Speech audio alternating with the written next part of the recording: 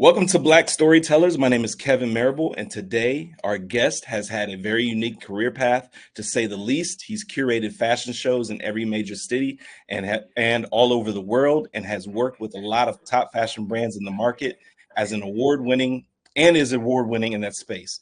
He is a renowned editorial and celebrity photographer and has photographed the likes of Cynthia K. McWilliams, Ricky Smiley, The Baby, the Shies, Michael Epps and David Lawrence, Brandy Evans from P Valley, Destiny's Child, Latavia Robertson, just to name a few. Not only that, our guest is a best-selling author, a writer, director, and has written his own stage play titled The Circle, which is set to premiere March 23rd in Chicago.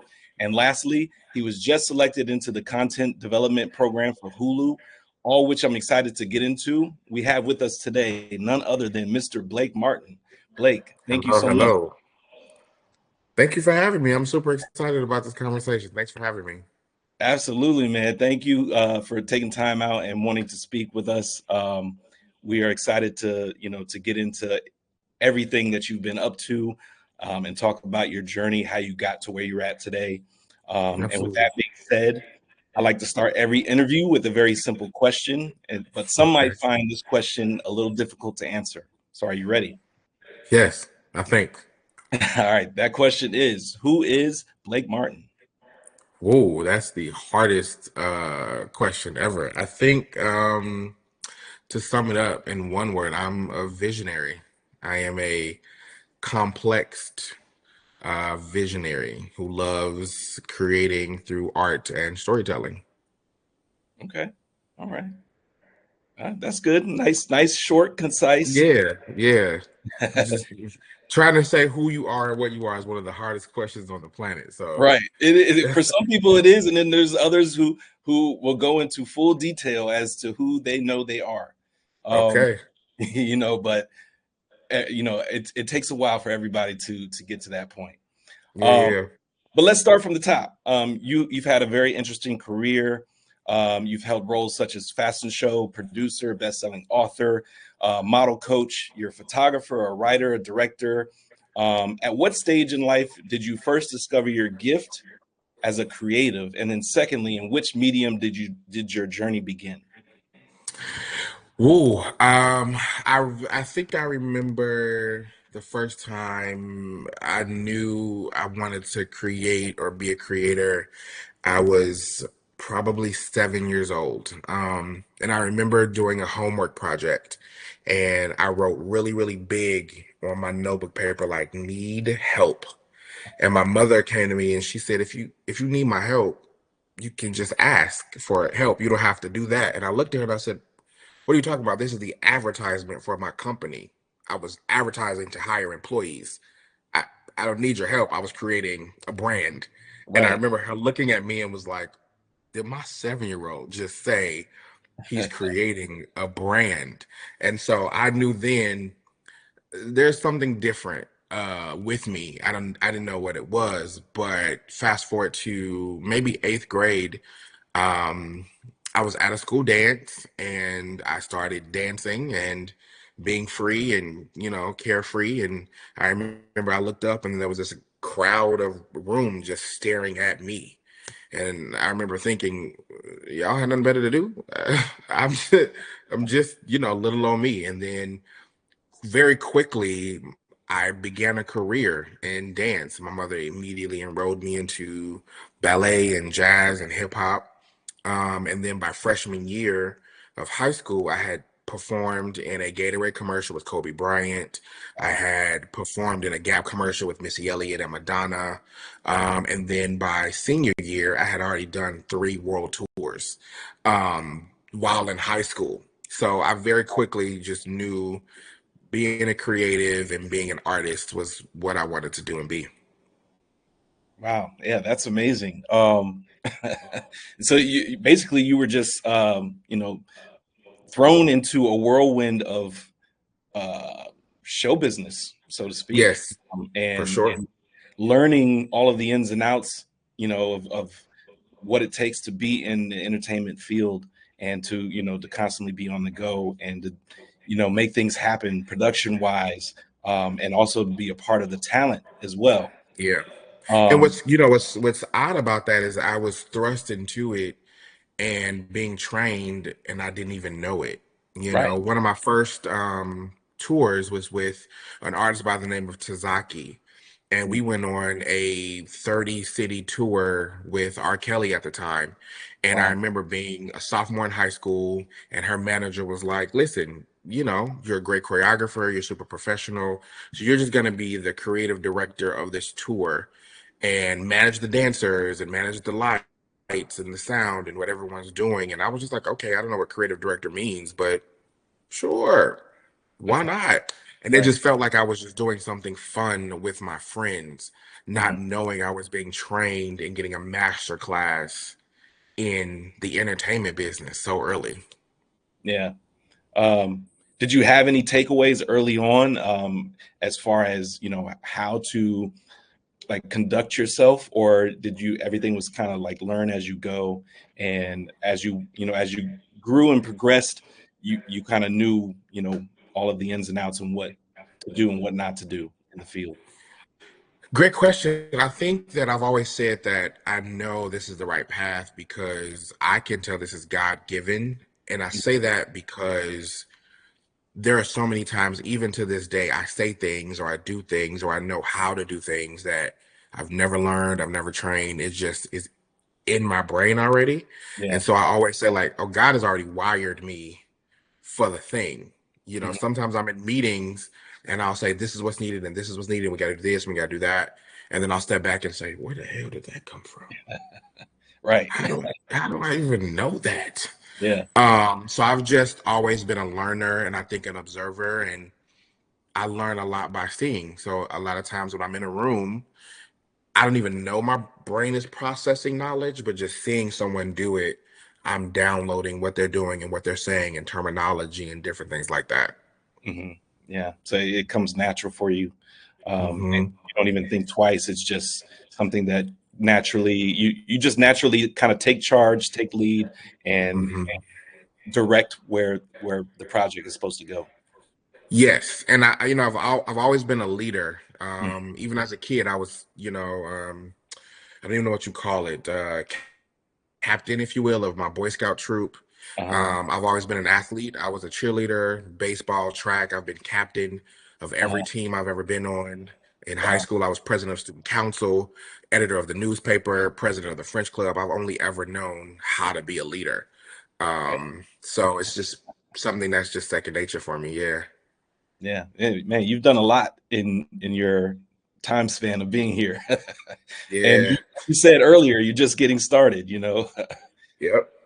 So let's add to that by saying that you've written and directed your very own stage play titled The Circle, that tackles the struggles of breaking addiction and transcending that internal and external struggle. What made you want to write about this topic? Well, I started writing and directing, I want to say 7 years ago. My mother was a professor at Governor State University, one of the largest universities here in Chicago. And they built a $2 million theater and was like, we need something to open up the theater. We need an event, we need a party, we need a something. Mhm. And they tasked my mother with the job of finding something. And my mother, being who she was my child is going to do it. And so she said, write a play. Let's do a Yeah. play. And I Uh-huh. said, Mom, I've never written anything in my life. What the hell are you talking about? She said, well, just try it. And I remember that weekend I had watched Tyler Perry's For Colored Girls. And I Mhm. was like, I really want to do this, but for men and men's issues. And so Yeah. I wrote the play, gave them the script. I immediately started rehearsing, auditioning, directing actors. And I really was under the assumption my mother would be embarrassed. No one's coming to this. No one knows me. No one knows my work. You're going to be embarrassed. It's not going to be my fault. But we sold out this 3,000 person theater. And the writing and directing bug kind of just Took got off. me. It just Yeah. it just got me. Uh-huh. But it was a lot of work. But in that span of that 5 years, I wrote and directed just three plays, and I loved it. But it wasn't my focus. It wasn't my desire. It was just something fun. And then in 2020, my mother passed away. And I just, something in me was like, I need to take theater more seriously. And my mother was a psychologist, a therapist. She had multiple doctor's degrees.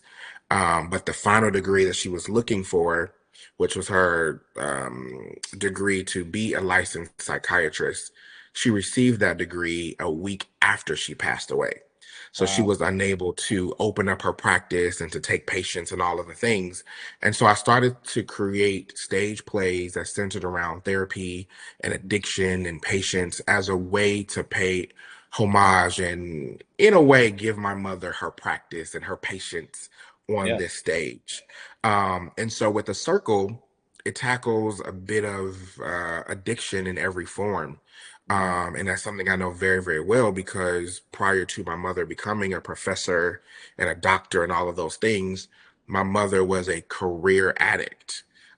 She turned her life around and was able to become an amazing woman, but for a lot of my childhood, she was an addict. Thusly, a lot of my younger days, I was also an addict. My father was an addict. So I've seen addiction in every form from every side. And so I love writing about what I know, and I love writing about real life experiences. And I think we need more writing in the world that's rooted in realness. You know, I love shows like The Wire because Yeah. it feels so authentic and it's not fabricated Right. and polished over for what is great for consumption. It's just some real shit. Yeah. And that's what I love to write. And so that's what the circle is for me. Okay. And so this is like a full length stage play. About how long is the stage play? About an hour and 50 minutes. Okay. Okay. And Yeah, so it's a 4 act play. and it's set to release March 23rd in Chicago. At which Yep. theater? Morgan Park Academy Theater. It is a beautiful theater on the south side here in Chicago. Seats about 800 people, and that's typically where my plays are. It's familiar. I love it, and so that's where it's going to be. Mhm. Now, as far as casting, the folks that you have casted in the play itself, were you involved in every aspect of putting this together? Yes. Believe it or not, I am a one-man team. I do all the casting, I do all the writing, all the directing, recording all of the marketing materials, making every flyer, making every playbill. I am a one-man band. So, yep, start to finish. And I'm glad that you mentioned that. Being a one man band, how much, how grueling was this, and how much time did it take for you to get this off the ground? That's funny because it was grueling, but it didn't take a while for me. I remember um, Um, my brain is super weird, like most creatives, Mhm. and I get ideas from the stupidest of things. And I remember going into the doctor's office, and I remember seeing these chairs just in a circle, and I remember looking at it saying, that's my play, that right there." Yeah. And I went home and got to writing, and I want to say 7 days later, I had a 140-page script ready to go. Wow. Wow. And you already knew that it was going to be based on addiction, struggle, all of that, Hmm. all of those things. Was the fact that those chairs were in a circle, it kind of reminded you of being in like a, like a AA meeting or, an accountability Yes, and meeting. that's why I was so inspired because I remember being a child and going to NA meetings with my mother every week and going to AA meetings with my dad every week. And Mhm. then being a child, a product, if you will, of a therapist, and sometimes my mother having to take me to her therapy appointments with her clients and seeing them being in the circle. I was like, there's such gold here because I remember as a child watching them have conversations and there was something sacred in NA and AA about this circle and you were able to be yourself and give these people the rawest emotion and your rawest thoughts and tell them all your deep dark ugly secrets and no one judged you Mhm. and there was just magic in that circle and so I wanted to bring that magic to the stage. Yeah, I can imagine. I've never been, but I can imagine how raw it gets, how intense it gets sometimes, and just the true raw emotion that is, expressed in that room. It I'm sure it would also make for good writing and also being able to share those stories Mhm. publicly, because Yeah, a lot of times people go through these issues in hiding, or they don't let the world know what they're dealing with or what they're struggling with. And absolutely. And I think that's what I love about the circle is because we explore addictions that aren't just drug and alcohol. I think when you talk about addictions, that's the go-to addictions, and there's so many more things that people are plagued with. And so I think that's what's powerful about the circle. We explore some very interesting addictions. Yeah, and you can explore the addictions, but you can also explore the individual that's dealing with that addiction as well, and go deep into the mind and the psyche as to how and why they became addicts, and how they're working, their way out of that. Um, Correct. And that's there's a exactly what we do yeah. in the circle is Mhm. we deep dive into the why and how did this person become an addict. It's not by happenstance. So, Mhm. we do tackle drugs and alcohol, but we have a young lady who's addicted to the love from her husband and ironically the abuse from her husband. She's addicted to his abuse. We Mhm. have another gentleman who's addicted to masturbation and he avoids relationships and love because the only time he feels complete is when he's having that intimate time with himself. We have another gentleman who's addicted to theft and the rush you get from shoplifting and stealing and all. He's addicted to that. We have drugs and alcohol obviously, but we have another one who's addicted to love and wants everyone to love him. He sacrifices himself in order to get people to love him and to admire him. So there's a lot of other addictions that we explore and kind of the deep dive into where they came from. Sure, sure. Um, may I ask, what drove you to write it as a stage play rather than a screenplay or teleplay? And then, secondly, how did you learn the format of writing a stage play? Great question. So I wrote it as a stage play instead of a screenplay for two major reasons. One, screenplays, films are terribly expensive to create and create well. Mhm. I know a lot of people that create film and they can do it on 2 grand and they put it out there, but to create a film well takes a lot of money. And I just don't have that kind of investment of $250,000 right now. But two, similarly to how you often hear that real actors are made on the stage. You really learn how to act on stage. I kind of feel the same way about being a director. You really learn how to direct people on stage because directing actors for theater is a lot different from film. And so I wanted to do that to really hone my skills and become a better director. Mm, And to your second question, I think that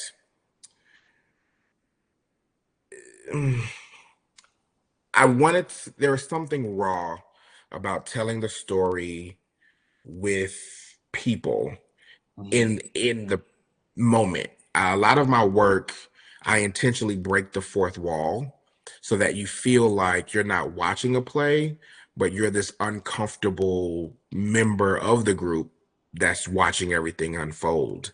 And there's power in that. I think when it's a film, you can get distracted by your phone and distracted by, kids playing in the background or eating your popcorn or whatever have you. But with theater, you got to stay in the moment and you become a part of the story. And I love that about theater. yeah. And do you love the live aspect of it too, as far as everybody has to be, on top of their lines and being able to do everything go go go? There's no okay, cut, let's do that take over again. And so that brings a whole new level of energy into the room and into the space amongst the actors.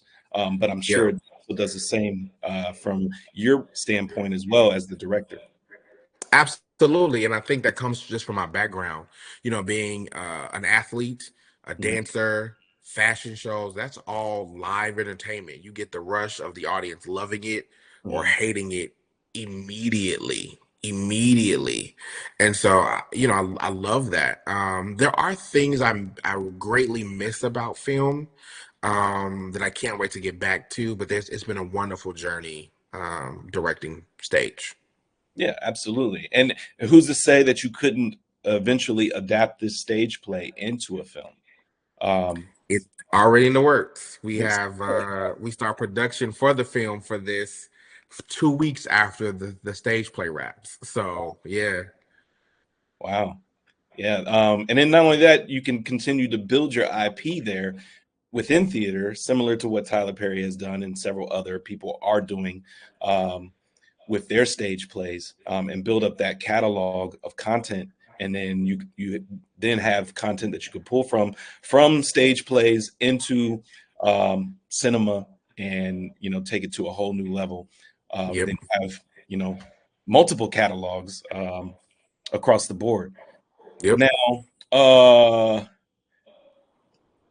let's talk photography for a minute. Yep.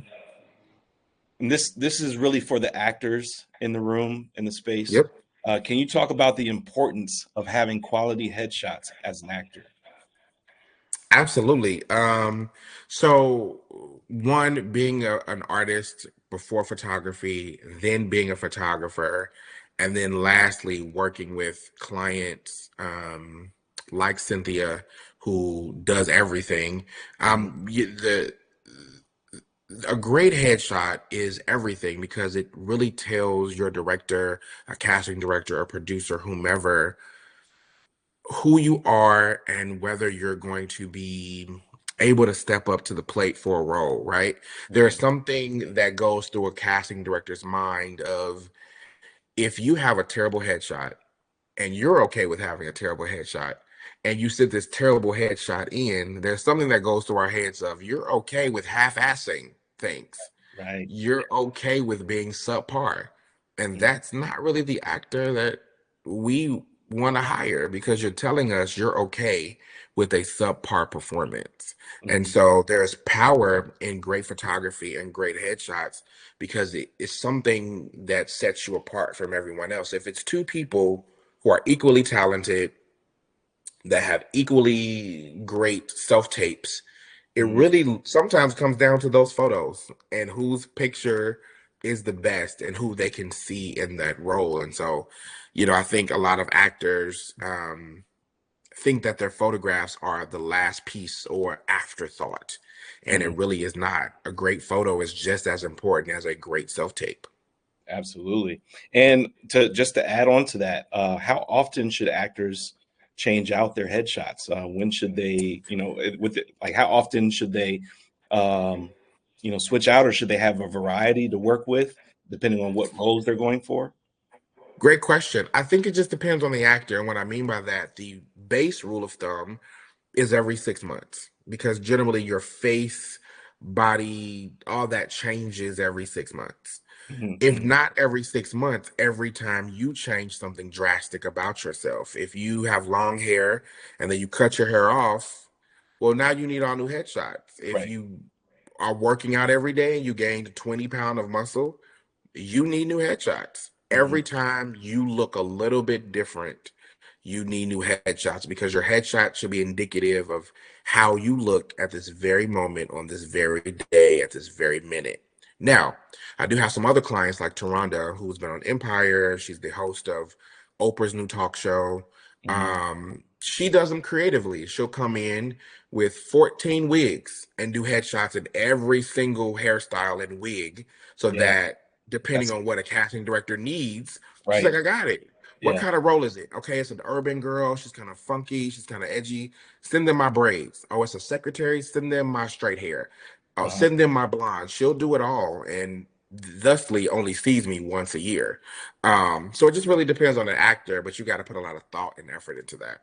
Right. Absolutely. And that's smart. Especially if you can't get headshots every 6 months. You have to figure out a way to where it's feasible for you, for the photographer, and that you maximize the amount of time that you spend with the photographer, and knock out whatever looks that you might think that you would utilize for that year, those 6 months, or what have you. Hmm. Um, Now, as far as some of the celebrities that you've shot, Brandy Evans, Cynthia K. McWilliams, Michael Epps, so on and so forth, um, are these actors that have come to you for their headshots, or is it have you worked with them on an editorial basis? How has that? Both. So, actors like Cynthia, Mhm, Genesis of the Shy, Brandy, they've all come for both. I want to do editorial shots, but I also need updated headshots, or people like Genesis from the Shy. Every single time a magazine wants new images from her, she likes new pictures for every single publication. So she'll come to me once a month. Cynthia and I shoot 3, 4 times per month. mhm, Brandy, I only shot once, but while we were together, we did editorial um, and headshots for other people like Michael Epps, Taronda, Donald Lawrence, Destiny's Child. They love just getting great editorial images that position them exact opposite of what they do on camera. So I have an actress I'm working with right now, and she's like, mostly everything I do on film, I'm a pastor, or I'm the loving big sister, or I'm some great, positive, loving character. I mhm. want photos that show me sexy and dramatic and everything opposite of who I play on TV. So Okay. it just really depends client to client. Yeah. Okay. All right. Now let's transition a little bit. I would love to speak to you as it pertains to the content development program that you were recently selected for through Hulu. Yes, Uh, yes. I'm sorry. Yeah, yeah, yeah, yeah. Oh, um, is there any part of that that you're able to speak on, and can you explain what the content development program is for folks who may not know? Absolutely. So, brands like or streaming services like Netflix, Hulu, etc., have what they call a content development program, and so people who are in that program are basically in lack of a better example, a mentorship situation. So over the next 2 years, I'll be heavily mentored and watched and curated and developed by executives, writers, directors from Hulu, really helping me find my writing voice as it relates to TV and film, helping me with development of scripts, ironing out ideas, things of that nature. And then at the end of that, the ultimate goal is for most people to be hired as a writer on a show. For me, that is not the goal. For me, at the end of the 2 years, my goal is they will see my value and give me my own show. I have no interest in being in a writer's room on a Mhm, show. Zero interest. I never want to do it.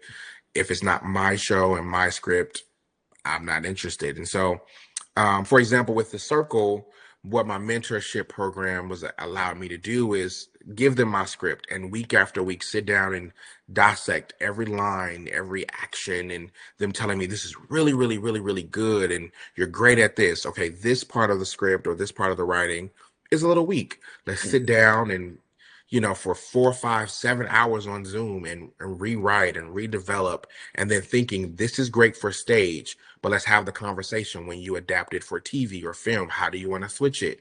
And really honing myself and my skills to, again, at the end of that 2 years, hopefully I have my own show at Hulu or on any other platform. And that's really where they're training me to do. okay. And how did you go about getting selected for this content development program? It was pitched to me actually at my last stage production for Colored Boys. An executive from Hulu happened to be in the audience, Wow. and after the show, literally was this small little white guy was like, "Come here." He gave me his card. He was like, "Call me," and I honestly was like, "No," because it's who are you, weirdo? Um, and then I got an email follow up like, this is so and so from Hulu. I would love to discuss it with you. And I again said, I've been in the entertainment business for 20 years. I know a scam when I see it. Mhm. Move around. And then I started to say, well, let me just see. And I took his name and I started to search Hulu websites and different shows. And I was like, oh, this Wow. is real. And we just started the conversation, and I thought it was just going to be just that, some great conversation. And one day he just said he wanted to welcome me into this program, and if I was interested, he wanted to rally behind me and really push me as a writer and a director. Wow, that's amazing. That's amazing. And that just goes to show you never really know who's watching, who's paying attention, who could be Hmm. in the crowd, who could be watching on social media, who's sitting next to you or who's directly in front of you or behind you. You really never know. And so you have to be, it's a testament to also being ready, you know, Yes. and the more you're ready, the more opportunity will present itself. And you have I to be. think I agree with you. I think it's about being ready, but I Mhm, also very much encourage people is to have your own voice. I mhm, think for actors, writers, directors, all of us, there's a piece of us that see the people that are doing the thing we want to do, and then we start to emulate their work because we feel like it works for them. They got the shot, mhm. so I want it too. But I encourage people to just to have your own voice and do things how you want to do things. And I think realistically, that's what got me the eyes on me, right? I remember even with my friend, my boss, someone very close to me, Cynthia. I remember her saying, like, what are you doing today? And I was like, I'm filming the trailer for my stage play. And she said, you're filming a trailer Mhm. for a play? Yeah. That absolutely makes no sense. And I was like, well, it makes perfect sense to me. Yes, it's not done before, it's unorthodox, but that's why I want to do it. Mhm. Who says you can't have a commercial for a stage play? Why Yeah, the hell not?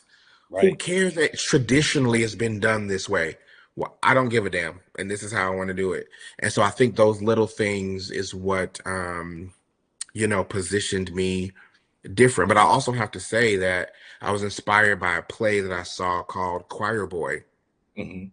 And I remember writing my first play and saying, oh man, I don't know if people are gonna really rock with this. I'm talking about very serious topics and I'm very honest about these topics, and it's a lot of profanity, and we talk about sex and we talk about drugs, and I don't know if stage can really handle this. Mhm. And I went to go see Choir Boy. And for those of you who don't know, it's a story about these four boys in a boarding school of sorts.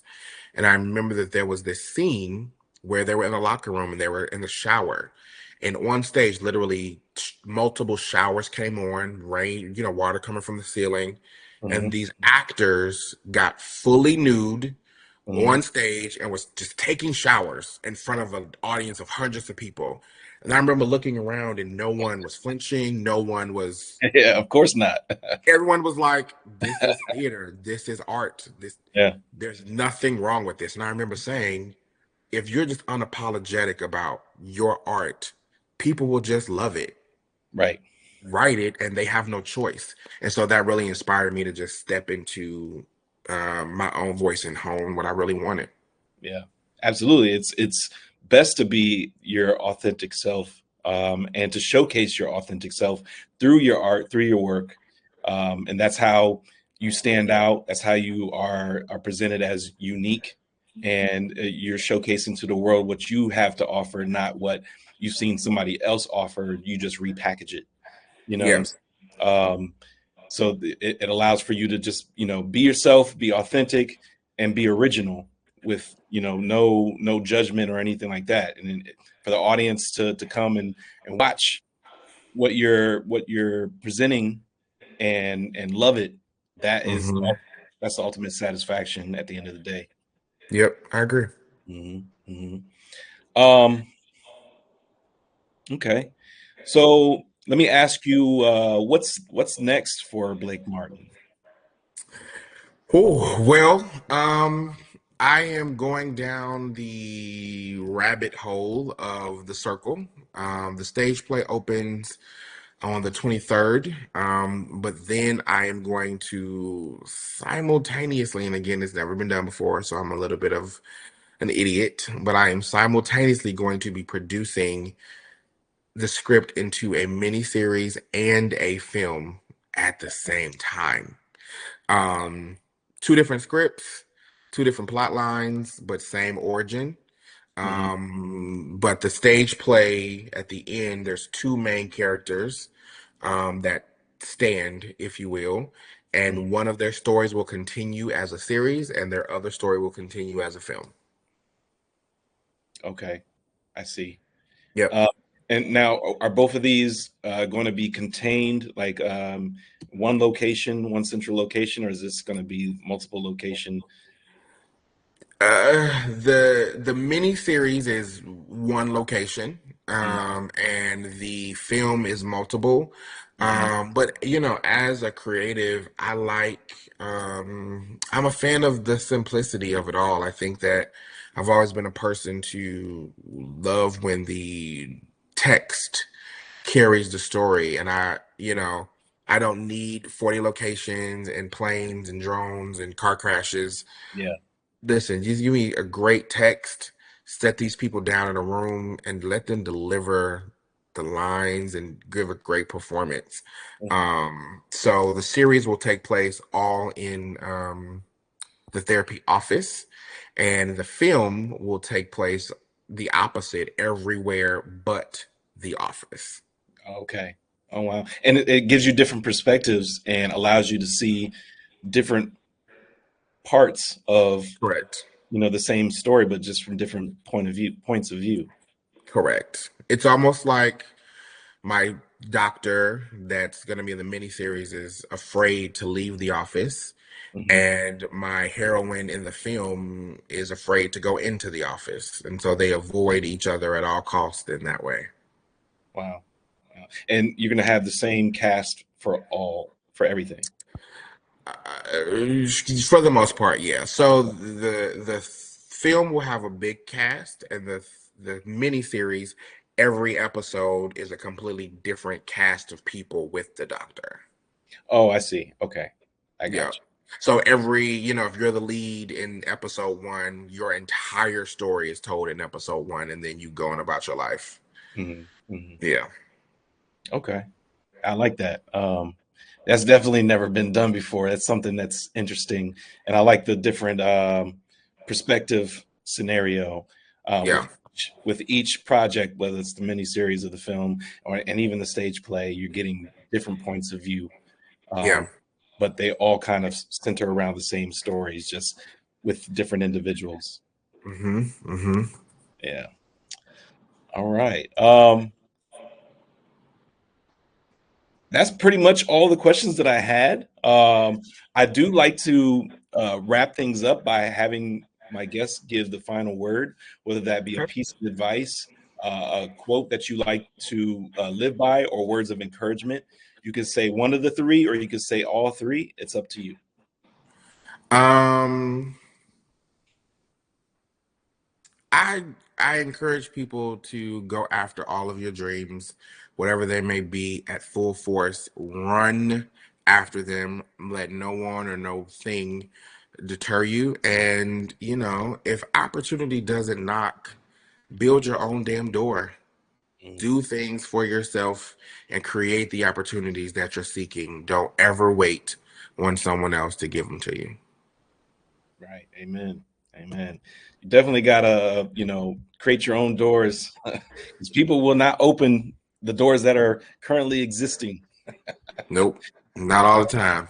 Yeah, Yep, so you definitely have to figure out a way to squeeze through a crack, get them to unlock the door, whatever you got to do, you know. absolutely. And Yeah, thank you guys I see people are in the chat. Thank you so much for sitting yeah, and joining a little on me. I appreciate it. And if you guys had any questions before we go, let me know. I'm able to answer anything. yeah. We do have. Oh no, Tyrone says no question. He says proud of you, fam. Thank you, T. I appreciate you. I miss you, man. But yes, if anybody does have any questions, feel free to drop it in the chat, or you can drop it in the Q&A section. I don't know if you guys see that down at the bottom. Um, but you can, if you're already in the chat, you can drop it in the chat and we can go ahead and Great job, Vanessa. Great job, Vanessa. MB, no problem. No problem at all. Thank you, Dominique, as well. Thank you. yeah, this is awesome. This is amazing, and I'm glad that we had some people in the audience to watch and follow along and to be able to give feedback in real time. Does anybody that is on right now, does anybody have any questions that pertains to theater, writing stage plays, photography, anything, Acting, acting? self-tape, yeah, anything. Don't I'm be a afraid to ask. Any question is a good question. Every single question is a good question. Yes. MB Stevens says, "Let's build our own tables." Thanks. Absolutely. Build your own tables, and contrary to what people say, be very selective who you let sit at your table. Mm-hmm. You Yeah. know, don't let people guilt you into build a table and let everybody come. No, not everyone is meant to be at your dinner party. Yeah. I posted a question in the Q&A. Okay, let me go and check that out real quick. Dominique Young says, "Thank you for this talk, Blake. It was very insightful and interesting. Congratulations on all of your success. My question is, what are the similarities in storytelling between your different mediums, dancing, directing, writing, and photography?" Great question. Great question. I think the thread that goes through all of them is just boldness and risk taking. I've always approached everything from that point of view. As a dancer, you know, I would go to hip hop competitions and be the only one that would enroll as a ballet dancer. You know, I wanted to do things that were wildly different. When I was producing fashion shows and curating fashion shows, this was in 2010 and 2009, and I was one of the first people to put transgendered men and women on the runway, or you know, men wearing women's clothes or whatever have you. And it was just because I wanted to, what is everyone else doing? Okay, I want to do the exact opposite of all of that. In my photography, that's how I approach my photography. How can we make a statement that's different? You know, when clients come to me in a simple blue tuxedo, I'm like, I'm bored. Let's dump you in honey and release bees on you. You know, I'm that kind of photographer. I want to get the most bold, crazy photograph we can capture. And so, Mm-hmm. as a writer and director, that's kind of my position as well. What can I write, not for shock value, but to get people's genuine minds brewing? When I leave a theater, I want people to get in their car. And I always say, if you don't immediately make a phone call after my work, I haven't done my job. I want you to get in the car and say, I just saw this play and they talked about X, Y, and Z. And I feel like me and you should have a conversation about some stuff. Mm-hmm. That's the kind of art I want to inspire and produce. I want the husband to be inspired to finally have the hard conversation with his wife, or the mother to finally have the hard conversation with their child. Or, you know, I want people to be inspired to be real with each other and stop hiding behind quietness in our community. Right. Yeah, because it's real, it's raw. It happens every single day. It happens all around us, Yep. and why shy away from it when it's the reality that so many of us are living, Yep. and Agreed. going through. Yeah. Thank you guys for that. Truly appreciate the questions, the comments in the chat. Um, Blake, do you have anything else that you would like to add? Where can people find you online? Let's go there.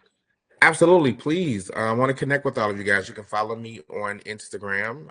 My tag is Mr. Blake Martin, Blake Martin. Follow me, send me a message so I can follow back and we can connect. My website is Fro Media Group, FROW, mediagroup.com. Fro is a hybrid word for front row. I feel like I give a front row experience to everyone that I work with. Mhm. And other than that, just look out for me somewhere else. I Yeah. posted a question, but you can email me in the network too. Hold on. I'll ask the question. Hold on Hey, once. Vanessa. We Yeah, thank got you, Vanessa. We got you. Vanessa says, "Blessings, Blake. What are the benefits, cons of a one person stage show? Um, I feel like I do so much it can only be seen in a full production of myself." Mm. So correct me if I'm wrong, Vanessa, are you speaking of like having a one woman show? I want to be clear on the question. If you are speaking about a one woman show, I think there is such um, creative brilliance in a one person show to be able to deliver such messaging in that way. And it forces your audience to think and feel differently. When we talked a little bit ago about me having a trailer for my stage play features one doctor and then his seven patients. But Hmm. for the trailer, I made the doctor play every single patient instead. And it was so interesting to the audience to see this one man, every woman, every child, and it forced them to hear the dialogue and to see things differently. And it was crazy because I was just creating creative license, if you will. But Right. then Cynthia even was like, I just loved how you positioned it in a way where, as an audience, we had to think about how every one of their issues was also his issues. And it made me think about how everyone we interact with and have in our lives, we have a piece of them in us as well. And I was like, Yeah. okay, sure. you know um but it just forces your audience to think and feel something different, and that really is your job as an artist, to write something, direct something, produce something, and let the other people create the answer for it. Right. That's what real artists do. I just produced it. It's not my job to tell you how to feel. You'll Hmm. get whatever answer you want from it. So for a one woman show, there's brilliance in that. Now the challenge in that is it's going to push you as an actress, because you can't be the same person playing all the different emotions and all the different characters. You really have to hone in and Hmm. find a way to become all of these different people or all of these different scenarios. And it's going to push you, and it's going to be very difficult, but it'll also train you as an actress. Doing a one woman show is almost like starring in seven different films all at the same time. Hmm. And that's amazing. That is amazing, and it takes a wealth of talent. It's not that it can't be done. It's just takes a lot more, to pull that off, for sure. Yeah. But I encourage you to move forward with that one woman show. That sounds brilliant. Brilliant. Yes. Yeah. Vanessa says, got it. Brilliance. I respect the push. Thank you. Yeah. And don't be afraid to talk about things. Put it like this. What are the stories that you hear that you want to kind of talk about? And then find in those stories what's not being said. Mm, That's what you need to say. yeah. That's what you need to say. Very good. Right?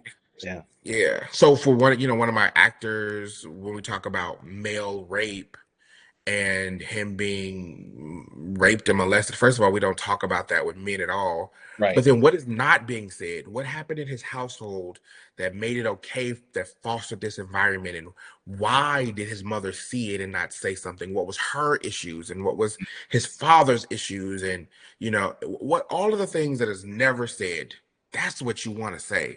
because that's what people are interested in. So I push you to do Right. that.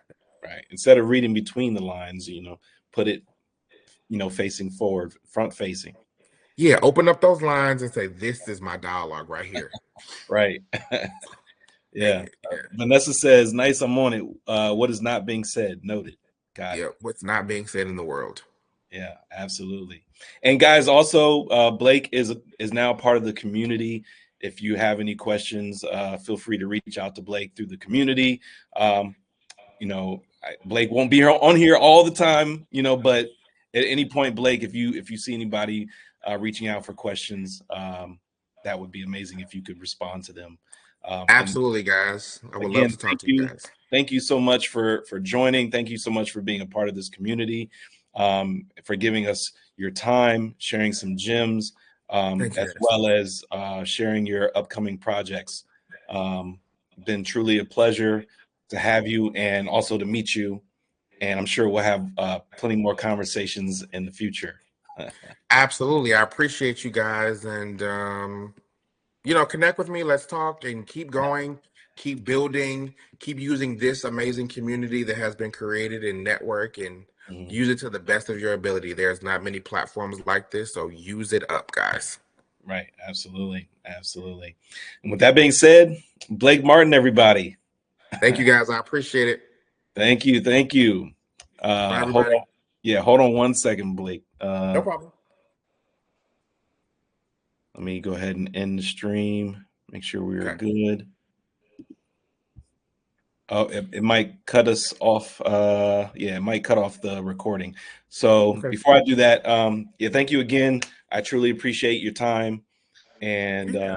yeah, if you have any questions or anything, feel free to reach out to me, and I Okay. will be in contact with you once the recording is ready and that we have clips for the other social media platforms. Okay. Love it. Thank you guys. I appreciate it so much. Yes. Take care, man. Have a All right. good Bye night. bye. Bye You bye. too.